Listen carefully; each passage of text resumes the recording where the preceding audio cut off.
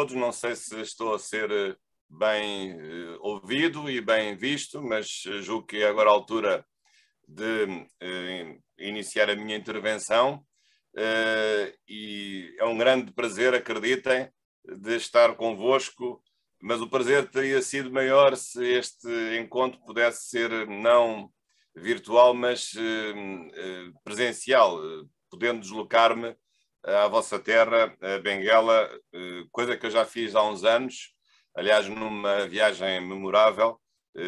Visitei já o Ispocab, tenho muitas saudades dessa minha visita rápida, julgo por um dia, ao Ispocab e agradeço muito uma vez mais esta lembrança de me convidarem para proferir neste momento esta oração de sapiência que tem este nome pomposo e já agora para corresponder à tradição académica aqui estou também envergando o traje académico como é da tradição académica nas orações de sapiência.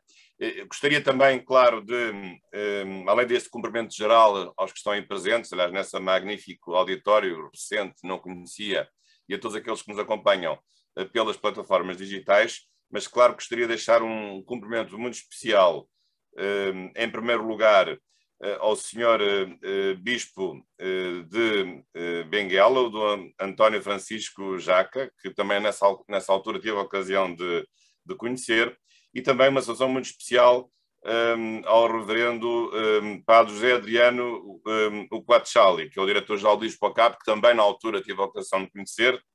Tivemos bons momentos muito agradáveis de convívio, falando de muita coisa, das perspectivas que na altura quer o senhor Bispo, quer o senhor diretor-geral me disseram e referiram a respeito do desenvolvimento do Ispocab. E, portanto, é com grande satisfação que participo neste 10 de março de 2022, nesta conferência internacional, que tem tantos intervenientes, precisamente para comemorar o segundo aniversário do Ispocab. E, portanto, vejo que, de facto, as coisas estão no bom caminho, no sentido do desenvolvimento e da consolidação da instituição.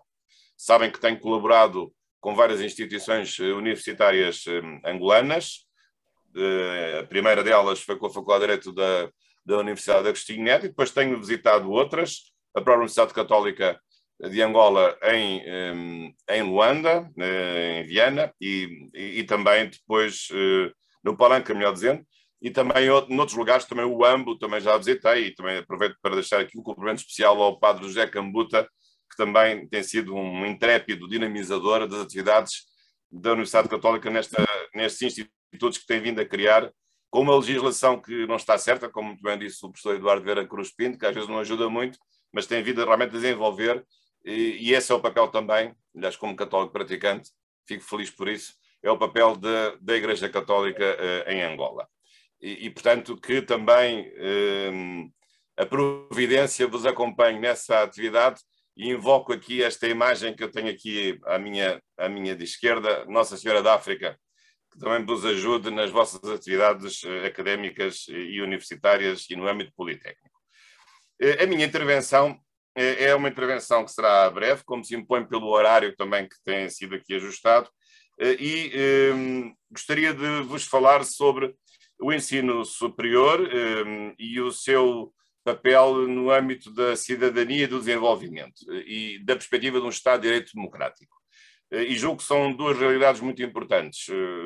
O ensino superior, numa nação que está realmente a afirmar-se, é de facto uma necessidade primária, e eu conheço isso de Angola, e realmente a formação dos quadros angolanos é fundamental, mas precisamente é também no ensino superior que nós devemos encontrar as ferramentas para compreendermos o que é hoje um Estado democrático de direito, que é um conceito que tem-se vindo a desenvolver, a popularizar um pouco por todo o mundo. Todos os políticos falam que é bom viver em Estado democrático de direito, todas as constituições vão referindo o Estado democrático de direito, mas às vezes não se sabe bem o que é que isso significa e, sobretudo, esse conceito, essa ideia, essa filosofia não deve ser apenas para os juristas, nem para os políticos, mas deve ser para todos os cidadãos e também para os altos quadros universitários que cada país possa desenvolver. E, portanto, a minha ideia nesta intervenção, não é propriamente falar de uma coisa jurídica, mas julgo que é muito importante relacionar o ensino superior com a cidadania e o desenvolvimento da perspectiva de um Estado democrático de direito. Esse será o meu objetivo nestas breves reflexões. Ora, precisamente o Estado democrático de direito que a vossa Constituição consagra, a Constituição de 2010, desde 2010 que está em vigor, consagra este conceito, este princípio no artigo 2º.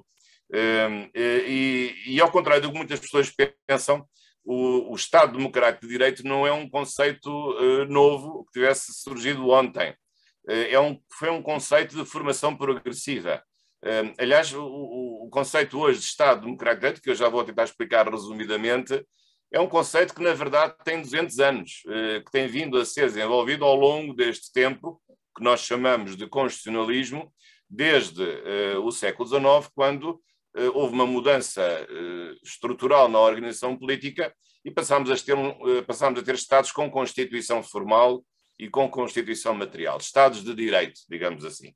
Claro que o Estado de Direito do século XIX é um pouco diferente do Estado de Direito de hoje, ou do século XX, hoje princípio do século XXI, mas estes 200 anos mostram bem que o Estado de Direito não foi sempre o mesmo, teve várias modulações. E, portanto, às vezes nós pensamos que o Estado de Direito democrático é uma coisa óbvia, é uma coisa que nasceu ontem ou que é imutável, mas não é verdade. E, portanto, isto faz-me lembrar, fazendo aqui um paralelo, porque também gosto muito de teologia, fazendo aqui um paralelo com a parte da teologia dogmática, como sabem, está sintetizada no credo, quer na versão do símbolo dos apóstolos, quer na versão do credo niceno-constantinopolitano, que é aquele que nós habitualmente até usamos na missa. Todas essas verdades de fé, como sabem, e aqui os senhores clérigos sabem melhor do que eu, foram sendo sedimentadas ao longo de séculos em vários concílios, todas essas verdades de fé que hoje nos parecem óbvias e que hoje nós sumarizamos, digamos, em 30 segundos. É a mesma coisa com o Estado Democrático de Direito. Foi uma realidade que se foi conquistando progressivamente ao longo de 2 séculos e que se foi também aperfeiçoando. E, portanto, faço este paralelo porque penso que são duas coisas interessantes. O Estado Democrático de Direito é também um conjunto de verdades dogmáticas de uma concepção de Estado, que é aquela que nós hoje conhecemos e é aquela que tem sido progressivamente popularizada um pouco por todo o mundo. Já são hoje poucos, felizmente, os países que não vivem em Estado Democrático de Direito. Gostaria que não houvesse um único país sequer sem Estado Democrático de Direito. Eles têm vindo a diminuir, mas ainda não acabamos com todas essas más experiências, e essa é a nossa luta também, como universitários. Os políticos também têm a sua cota parte e os cidadãos também, nessa luta pelo Estado Democrático de Direito, pela sua afirmação, pela sua consolidação, pela sua extensão por todo o mundo. Mas por todo o mundo, a começar pela nossa própria casa. Às vezes temos grandes sonhos de chegar ao outro lado do mundo, mas esquecemos que, às vezes, o Estado Democrático de Direito deve começar por nós próprios, pelas nossas instituições, pelos nossos países, pelas nossas autarquias, pelas nossas instituições públicas da administração pública. Ora, mas o que é que normalmente nós costumamos incorporar dentro deste conceito geral, ou deste princípio geral de Estado Democrático de Direito? Ele habitualmente tem 3 dimensões. Tem a ver com os valores, que são os direitos fundamentais e a dignidade da pessoa humana. Tem a ver com a própria organização da ordem jurídica, que é uma ordem jurídica escalonada, que não é uma mistura indigesta de normas e de princípios que sejam contraditórios, mas é um cosmos, não é um caos, deve ser um cosmos, deve ser uma ordem, é isso mesmo que é uma ordem, é um conjunto sistematizado de normas e de princípios. E também depois o Estado Democrático de Direito relaciona-se com o exercício do poder político por parte dos órgãos de soberania. Portanto, essas são as três vertentes do Estado Democrático de Direito. Como vos disse, ao longo destes 200 anos, tendo começado numa concepção liberal no século XIX e fins do século XVIII, este princípio tem vindo a ser desenvolvido em várias vertentes e tem sido, digamos, consolidado. Numa primeira fase, no século XIX, o Estado de Direito chamava-se Estado Liberal de Direito. na altura do aparecimento, o aparecimento dos primeiros direitos fundamentais, os chamados direitos de primeira geração, as grandes liberdades públicas, o direito de propriedade, por exemplo, são os casos, ou certas regras, garantias de humanização do direito penal, que tinha penas de tortura, penas infamantes, e a questão da abolição da pena de morte já começou a ser discutida precisamente no princípio do século XIX, e uma separação de poderes rígida entre os vários órgãos de soberania, digamos, tal como foi inventada por um grande jurista francês, Montesquieu, em meados do século XVIII. Depois, no século XX, as coisas mudam significativamente. Continuamos a ter um Estado de Direito, mas um Estado de Direito com características reforçadas. Um Estado de Direito que é também um Estado social e democrático de direito. Porquê? Porque a industrialização, no fim do século XIX, trouxe problemas novos, a chamada questão social, a necessidade de os trabalhadores também terem direitos, e, sobretudo, a necessidade de o Estado intervir numa economia que, se fosse apenas meramente liberal, meramente deixada às regras do mercado selvagem, essa economia não geraria certamente bem-estar e felicidade para as pessoas. E, portanto, o Estado, depois da disrupção que a questão social significou, nos países mais industrializados, o Estado passou a intervir na economia e na sociedade. Na economia através de empresas públicas para poder fornecer bens e serviços que o mercado não pode dar, ou não pode dar em termos acessíveis às pessoas mais pobres e às pessoas que mais carecem. Portanto, os direitos sociais aparecem neste contexto também como uma nova geração de direitos que passa a ser atribuída aos cidadãos. E, portanto, o Estado liberal passa a ser Estado social com direitos sociais e económicos, com a intervenção do Estado na economia, muito fruto também de uma concepção económica muito na moda no século XX, de um senhor inglês chamado John Maynard Keynes, o Keynesismo como doutrina económica, de intervencionismo na economia, e, sobretudo, também, do ponto de vista político, o aperfeiçoamento da própria democracia. No século XIX, as coisas começaram a desenvolver-se do ponto de vista de haver eleições, mas eram eleições ainda muito precárias, porque muitas pessoas não podiam votar, os analfabetos não votavam, as mulheres não votavam, portanto, só o século XX é que trouxe a plenitude da democracia e do sufrágio universal. Portanto, desse ponto de vista, o período do Estado Social e Democrático de Direito do século XX é um período de maior consolidação e de maior abrangência desse mesmo Estado social e Estado de Direito iniciado no século XIX, fins do século XVIII. Hoje, o Estado Democrático de Direito é um pouco mais até do que isto. Há novas realidades que nós temos vindo a acrescentar. Hoje fala-se muito na chamada boa governação, na governance, que é realmente um aperfeiçoamento do Estado Democrático de Direito, no sentido de se garantir na separação de poderes, o Poder Judicial é mesmo independente dos outros poderes, o Poder Judicial não se deve deixar contaminar pelos outros poderes, seja por razões políticas, ideológicas ou quaisquer outras, deve ser mesmo independente, e, sobretudo, os políticos também têm um dever acrescido de responsabilidade e de transparência. Portanto, hoje, digamos, a nova moda dentro do Estado Democrático de Direito é clamar por parte dos políticos a boa gestão do património público e, portanto, haver responsabilidade financeira se há más decisões do ponto de vista da gestão do património dos dinheiros públicos e o combate a essa má gestão através dos mecanismos vários da responsabilidade financeira e também até da responsabilidade criminal, mas, sobretudo, também os políticos submeterem-se hoje cada vez mais a um princípio de transparência e de revelação dos seus interesses, para não haver conflitos de interesses, porque os políticos não governam em seu nome, governam em nome da sociedade, da comunidade. O dinheiro que gerem não é deles, o dinheiro que gerem é de todos e, portanto, eles têm, digamos assim, uma função de gestão, não é uma função de propriedade. Eles não são proprietários, são gestores, são administradores de bens alheios, neste caso de bens de todos, e, portanto, é hoje necessário reforçar esses mecanismos de controle financeiro, de transparência para a atividade política. E por isso também se tem hoje discutido muito não só as questões da corrupção, mas também a questões relacionadas com a declaração dos interesses e do património e dos rendimentos também dos políticos, porque os cidadãos têm o direito a saber se, quando estão a governar, não estão a governar misturando interesses públicos com interesses privados, ou interesses públicos primários e interesses públicos secundários. É preciso que tudo isso se perceba para se avaliar se há ou não há uma boa governação. Portanto, estes são os novos desafios que hoje mais recentemente se colocam, tem tudo a ver com a ideia da boa governação. E já agora, a propósito disto, até vos posso dizer que a Constituição angolana é das mais avançadas do mundo, porque é talvez a única que eu conheço, pelo menos no mundo lusófono, de certeza que é a única Constituição do mundo lusófono, a Constituição angolana, que fala na boa governação, que tem o conceito de boa governação, no âmbito da fiscalização feita pelo Tribunal de Contas, no âmbito do direito orçamental e direito financeiro. E, portanto, isto é um bom sinal que Angola está no bom caminho. Claro que as coisas não acontecem só pelo facto de estar nas leis ou pelo facto de estar na Constituição, mas se já está na Constituição e se já está nas leis, já é meio caminho andado.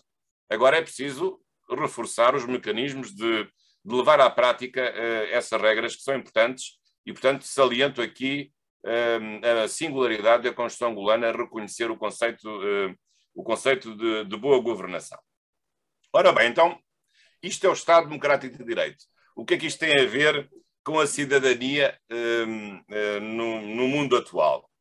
Acho que tem tudo a ver com a cidadania e tem tudo a ver com a própria universidade, porque, como muito bem disse há pouco o meu amigo que me antecedeu, por razões que se compreendem, o professor Eduardo Vieira Cruz Pinto, a universidade hoje continua a ser um reduto inexpugnável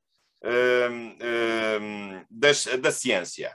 Eu sei que hoje a universidade tem sido atacada por muitos vírus, por doenças, a ganância, o capitalismo selvagem, o empreendedorismo que muitas vezes quer dar emprego, mas quer capturar os interesses da universidade e quer mandar nas universidades.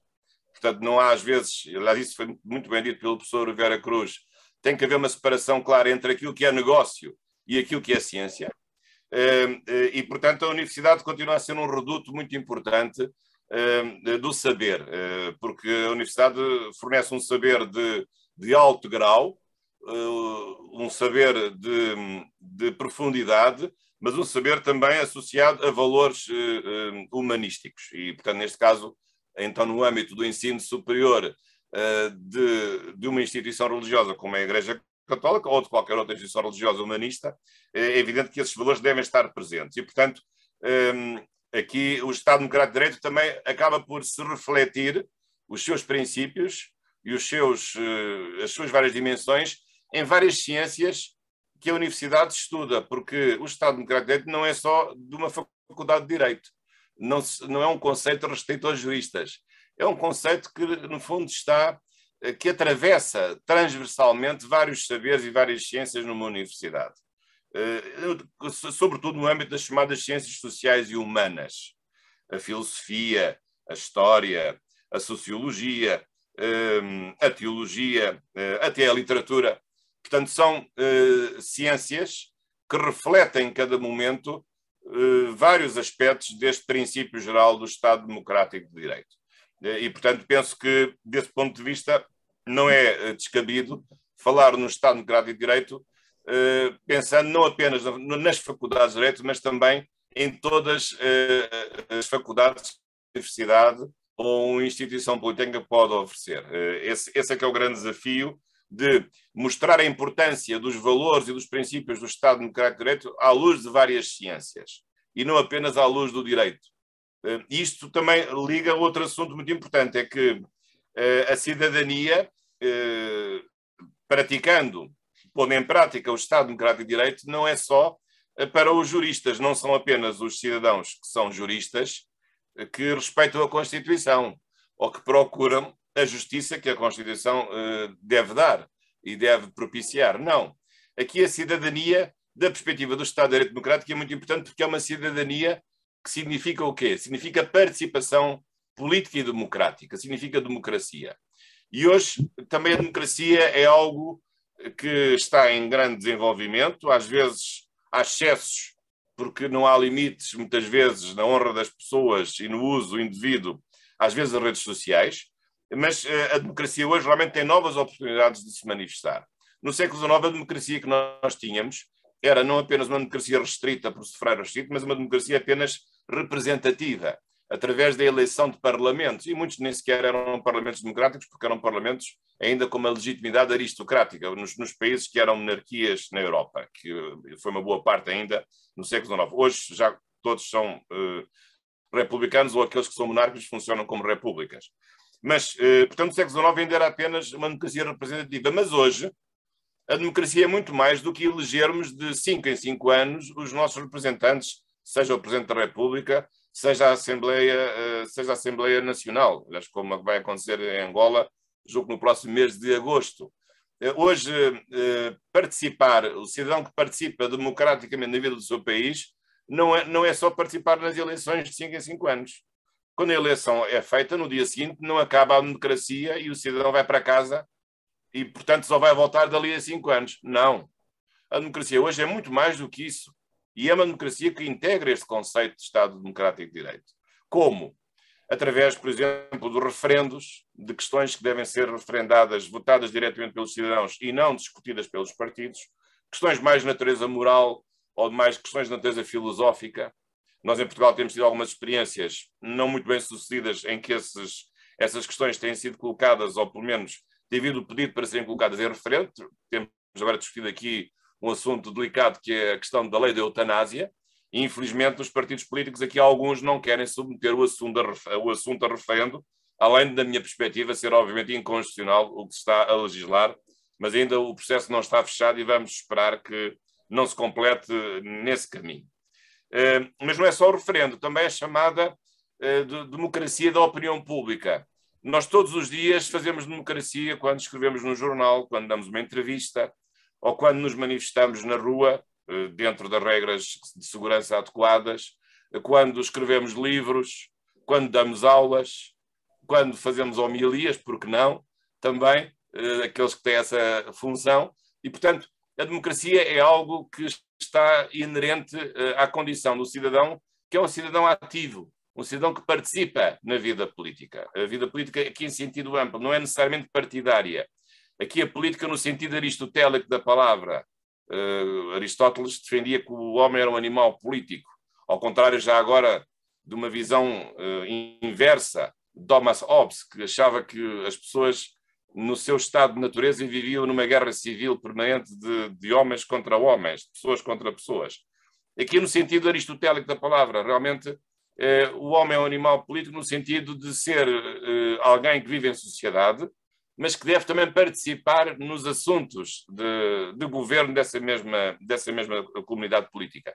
E isso não se pode fazer através de voto, o cidadão não está a votar todos os dias, não pode fazer isso, mas está a participar na construção da opinião pública.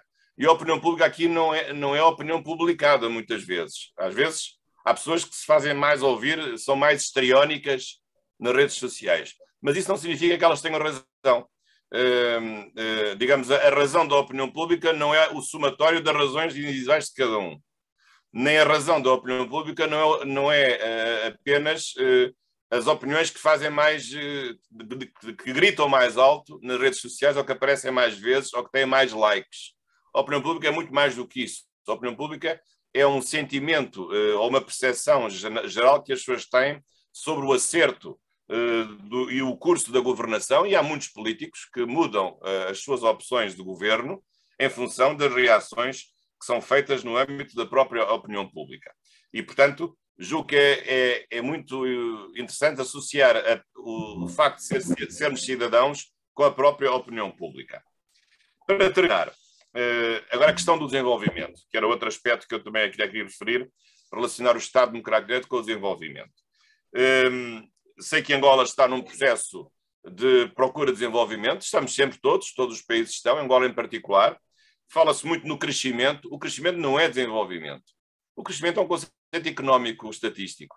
O desenvolvimento é muito mais do que o crescimento. O crescimento é uma medição do PIB que pode crescer muito, mas pode não significar, do ponto de vista estrutural, um verdadeiro e sólido e sustentável desenvolvimento da sociedade e da sua economia. E, portanto, é mais importante o desenvolvimento que é estrutural do que propriamente um crescimento económico. O desenvolvimento envolve não apenas estruturas económicas, mas também estruturas sociais e estruturas educativas.